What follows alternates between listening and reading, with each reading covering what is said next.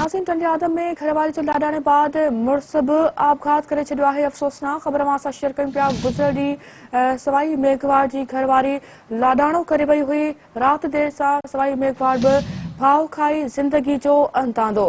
Police लाश ते विल में वठी अस्पताल पहुचाए छॾियो। नाज़रीन, तव्हांखे ॾुखोईंदड़ ख़बर ॾींदा हलूं। टंडे आदम में घरवारी जे लाॾाणे बाद मुड़ुस बि आपघात करे छॾियो आहे। गुज़िरियल ॾींहुं सवाई मेघवार जी घरवारी लाॾाणो करे वई हुई। राति देर सां सवाई मेघवार बि भाउ खाई ज़िंदगी जो अंत आंदो। पुलिस लाश ते विल में वठी अस्पताल पहुचाए छॾियो।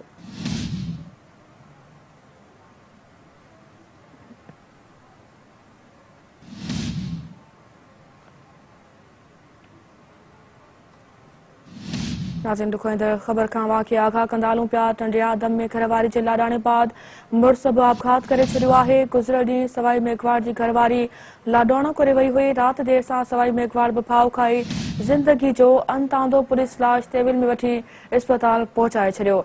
इन हवाले सां कहिड़ा तफ़सील ॾियण लाइ राब्तो कयो आहे सिंध टीवी न्यूज़ रिपोर्टर आशिक़ बेहण सां। आशिक़, तफ़सील जो ॾुखोईंदड़ ख़बर जे हवाले सां। जी, टंडो आदम लॻ बी सेक्शन थाने जी हद में सवाई मेघवार जेको आहे उहो ॿुधाइनि पिया त भाउ खाई ज़िंदगीअ जो अंत आणे छॾियो आहे।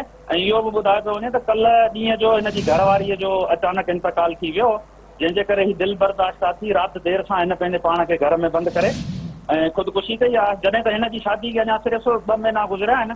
बी सेक्शन पुलिस लाश खे तालुका अस्पताल टंडो आदम पहुचायो आहे, जिते पोस्टमार्टम कयो पियो वञे। जी, वॾी महिरबानी आशिक़ अपडेट करण जे लाइ।